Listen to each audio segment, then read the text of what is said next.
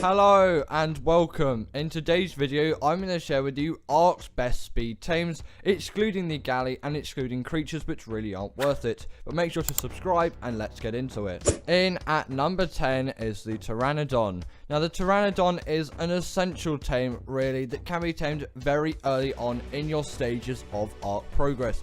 And it is an extremely useful creature and one of Ark's fastest flyers. And considering how accessible this is a great tame to have for actually getting around the map quickly. Yes, an RG is a much better flyer overall, but in terms of speed, the Pteranodon is definitely winning in all of those boxes. Sadly, it doesn't really have the stamina to keep up with the speed, but if you do level it up and then you level some weight up as well, this can be a very, very good travel mount even into your later stages of Ark playing, as there are barely any other creatures, especially on maps like the island, that actually fly faster than this thing. And again, this thing is just one of the most easy creatures to tame. You simply just go up to it, bowler it, and then club it, or you could trank it if you want, or use the slingshot if you prefer that as well. It is by far one of the easiest tames. The only real difficulty is getting the chitin and keratin for the saddle, but overall that isn't really too bad if you find some bugs around. And the Pteranodon is just extremely useful for traveling around at great speeds, and it is great in PvP scenarios as well, as it is a great raiding creature thanks to its spin attack, which can just quickly kill everything inside a base. It's really good, and it is definitely worth taming at some point. In at number 9 is the Griffin. Now the Griffin is an extremely fast tame that can be found on Ark Ragnarok, and it is significantly better than the Pteranodon in many ways. Firstly, this thing is significantly faster than the Pteranodon in speed, and also you can equip weapons on this thing, which means taming Quetzals back in the day was so much easier on the Griffin, but you wouldn't use the Pteranodon to tame a Quetzal anyway. And they have their gliding ability with much boosted damage, stamina and weight. And also these things are accessible to every Ark player, as these things spawn on free Ark DLC. But Valguero is probably the way to go, as you can go to the Griffin trenches, where yes, you don't need to steal an egg, you simply just need to knock out a Griffin and then tame said Griffin. It will be really easy and really quick. These things aren't too difficult to tame, and they have a wealth of uses for every Ark player out there. Like I said, these things deal a wealth of damage, and also their bombing ability, where they can dive bomb. You can dive bomb into creatures as well, causing those creatures even more damage. And they are great for raiding wyvern trenches as well, as you can quickly go in, swoop in to get that egg and get out. The wyverns will simply not catch up with you. In at number 8 is the Gasbags. Now this thing would be significantly easier to tame if I could actually control this thing properly. But overall, I am not the best controller of the Gasbags, but this is still a really, really fast creature that can zip across the map. And it doesn't really seem like it with its big, stocky build and just general fatness. But this thing really is insane when you take it into the air. Again, if you do know how to actually control this thing.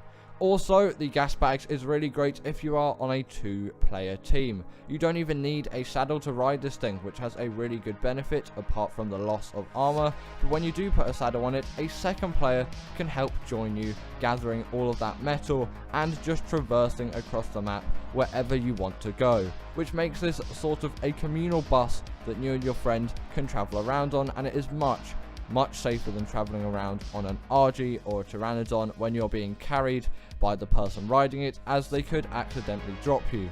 Whereas when you're on the saddle of this, it is your own fault if you press the dreaded dismount key. In at number 7 is the Snowowl. Yet another creature started from extinction, and yes, you may say the Managama should be on this list too, and largely I would agree with you there, but the Gallimimus and the Managama aren't going to make it onto this list, as I don't really find them very practical. And you may disagree with me there, and if you do, put the Managama in this spot, or you could put it higher up. I'm happy to hear your comments and suggestions down below. Either way, the Snowowl is a great creature, very easy to tame, that is great for actually getting loot out of gachas, but it is also great at traveling the map at insane speeds. this thing really does zip across the map really fast, and it has that glide ability that it has with the Griffin. Except this glide ability just feels so much smoother than what the Griffin has, and I always find myself traversing maps faster with the Snowowl than the Griffin. It also has more abilities than the Griffin. This thing can seek out any PvP or any just PvE players in general. It can seek out any organism on the Ark map, and it is really great if someone is trying to raid your base and you've simply lost them. Also, make sure to level up that stamina, as these things have a healing ability, which the more stamina you level up, you will be able to get that healing going for longer. But really just do take into mind that this will heal every creature in the healing vicinity. Just really do take that into mind, as you may only want to heal your creatures in the situation that you might be healing your creatures in. In at number 6 is the Danicus. Now this creature really does have insane speed, and it can zip across the map, but on top of that, this thing has really good practicality as well, which makes this thing an extremely useful creature for all of those Ark chores that you have to do. But with its damage and all of its wealth of abilities, this thing is great for doing bosses as well, especially because they can latch onto them and deal that all famous bleed ability, which is seriously overpowered, and I don't get why Ark hasn't nerfed it yet. But either way, I am not complaining about that at all, as these things deal an insane amount of damage, and it is really worth getting some of these things to do some bosses at some point and see how you like using one, and then make up your mind on if you want to use one into the future, as I still do a lot of bosses nowadays with the Danicus. But this thing is also a great travel mount and is insanely fast because of it. This thing can zip across the map with really quick speeds, and also doesn't take full damage, which is a really nice bonus. Also, on top of that, it can scale walls of the Ark map, which makes this thing extremely useful for traveling around, as no matter what surface you're traversing, this thing can simply get up it with absolute ease. In at number 5 is the Shadowmane. Now this creature is a very recent addition to Ark, but by far one of the fastest, most practical creatures in the Ark game. This thing has a wealth of abilities like the hydration buff, which will boost its damage. It obviously has its mate boost, it has its alpha pack buff, and it also can turn invisible as well, which makes this thing just extremely useful in so many ways, as it just has so many abilities. But also this thing can jump really high, and you would think for a land creature, how can this thing scale heights that big? And when you're on a flyer, the Shadowmane is still a big threat to you, as it can simply dash up into the air and grab you and pull you back down, which can be a really good ability for PvP. Also, these things are really fast, quick and snappy in the water as well, which means these things are even more useful, because then no matter what landscape you are traversing, these things can traverse it with absolute ease, with no questions asked at all. I really urge you, if you can, at some point, really get a Shadowmane. In at number 4 is the Astrod Delphus. Now this is also another Gen 2 creature, and you'll see a reoccurrence of Gen 2 creatures as we go further along this list towards that number 1 spot. The Astrod Delphus really is a creature of speed, but also of great skill too, as it does take a while to be really efficient with all of those acrobatics, and also just keeping you going exactly where you want to go, and also aiming the lasers that it fires can be of difficulty as well. But those things are definitely not out of reach for the general Ark player.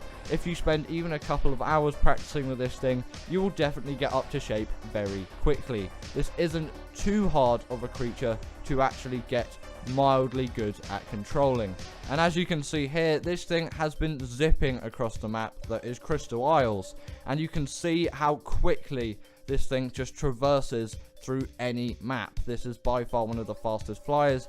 It kind of goes hand in hand with the Tropio, so you could put that here as well, but the Tropio is not on this list. But if it was, I'd probably put it where the Astrod Delphus is. They are pretty interchangeable in terms of flyers, except the Tropio is going to be burning gasoline, and these things are burning element, which in old Ark terms is a lot more expensive, but now with Genesis Part 2, Element really isn't all too hard to get. In at number 3 is the Rock Drake. Now this thing is an extremely fast mount that is extremely useful on maps like Arboration, but sadly this thing isn't viable on every Ark map. Just sometimes Ark maps are too flat for their gliding abilities to come into full effect. But if you were a much better Rock Drake glider than me, then you could probably do significantly better than I am showing here. It definitely does look just a bit dry and not even really a fast creature, but trust me, once you get this thing into a proper rhythm and you're in a proper map suited for this creature, for example Arboration, or the floating islands biome on Crystal Isles, which is where I recorded some B-roll for a creature later on the list, you will have a whale of a time, going insanely quickly across the map.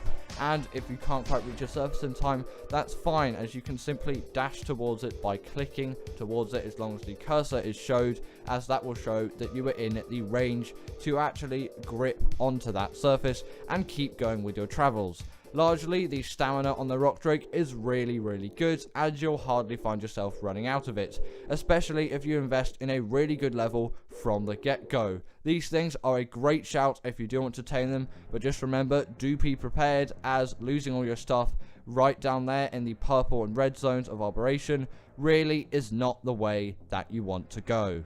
In at number 2 is the Blood Stalker. This is a Genesis Part 1 creature, not a Genesis Part 2 creature, but again, this thing is extremely fast and extremely practical. Firstly, this thing can glide across the water with absolute ease, which means water is no longer a place where you have to simply swim or fly across. Now you can just skim over the surface, and it really does add a lot more solutions into that traveling environment. But also these things are great under the water as well, and are by far some of the best creatures to use in the underwater biomes of Genesis Part 1. Yes, obviously you have Moses and things like that, which you'll use for the Moda boss on the map, which is the ocean boss, but in terms of just traversing that general ocean, I would always use a Bloodstalker, as they are just so quick and snappy to use, and they aren't really that big and they don't get in the way of anything. The Bloodstalker, as you can see here, sort of acts like Spider-Man would, shooting webs everywhere and then swinging onto them and gripping and going around the map really quickly. And yes, I'm not the best Bloodstalker flyer out there, but I have really seen some good ones, and it really does benefit to learn how to fly a Bloodstalker properly, if you can even call it flying, as you will really benefit from it, especially in just terms of general travel, but also in terms of getting hexagons, as loads and loads of missions require those hexagons. So it is a skill that I definitely urge you to practice at some point, as long as you do have access to the wonderful creature that is the Blood Stalker. And finally, in at number 1 is the Mwing. This creature is by far the fastest tame on Ark that in my opinion has a practical use. And yes, I'm going to get a lot of disagreement there with the Managama, but really I just don't use the Managama. I'm not great at flying it, it's a bit finicky for me, but I can see why you'd put the Managama in the number 1 spot, and I will agree with you there on your opinions. But in terms of my opinions, I think the Mwing deserves to be in the number 1 spot. This thing is a really fast glider that actually I've spent some time practicing when Genesis 2 came out. Obviously, I haven't done too much as of late, but I still think I'm a very reasonably good flyer of the Mwing. Obviously, I'm not going to be the best out there, but I have done the Alpha Mwing race mission, so I can't be that bad. And that is another reason to get good at the Mwing, as again, like the Bloodstalker, this thing will get you some hexagons if you do those racing missions. And it's just a really good skill to learn as well, as the Mwing is a really good creature for traversing any map really. If it's flat or not flat, I don't really have too much of a trouble, unless it's a map like Scorched Earth, where there's like basically flatness for so large areas. Otherwise, this thing is fab. And give it up for our patrons, Ekaterina Puchkova and Karina Thorne, Dominic Macy-Juski, sorry about that name, and everyone else that's on this list. All the people I've mentioned are paid members, and if you feel like that's something you want a shout out at the end of the video, go join the Patreon or become a paid YouTube member.